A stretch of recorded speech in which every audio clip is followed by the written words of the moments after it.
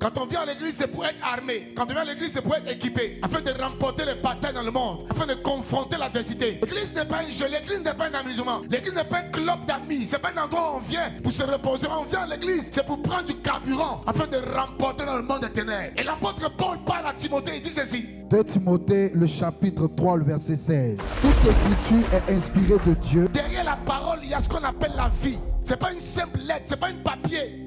Cette Bible que je tiens n'est pas un simple papier. Derrière cette Bible, il y a la vie, il y a l'histoire de quelqu'un. Voilà pourquoi il dit à Josué, médite-la, afin que tu puisses réussir. Et il dit à Josué, matin et soir, jour et nuit. Pour ceux qui négligent la parole, pour ceux qui n'écoutent pas, ne mettent pas en pratique, toute ta vie et ta réussite dépend de comment tu appréhendes les Écritures. Je vois des gens venir à l'église en retard. Ce n'est pas pour quelqu'un que tu viens à l'église, c'est pour remporter le baptême, c'est pour ton salut. Tu ne comprends pas le sens de la chrétienté, reste à la maison. C'est pas une affaire de la collectivité, c'est une affaire personnelle. Passe des années à dire, mais je vais à l'église, je ne vois rien. Tu ne goûtes pas l'instruction. Tu viens à l'église, rien ne bouge, parce que tu as un esprit désobéissant. L'apôtre Paul dit, combattez le bon combat. Courez de manière à remporter le prix, parce que ton attitude déterminera ton altitude. Si vous ne prenez pas de résolution cette année, vous aurez le même résultat que l'année passée. Il y a des choses que tu n'arrives pas à saisir parce que tu n'as pas la connaissance. Et les portes que tu ne vas pas accéder parce que tu n'as pas la connaissance. Quand tu commences à avoir la connaissance, la Bible dit, vous connaîtrez la vérité et la vérité va vous affranchir. Quand tu es affranchi, va te libérer de l'ignorance. Il y a des problèmes qui t'humilient à la fin, qui te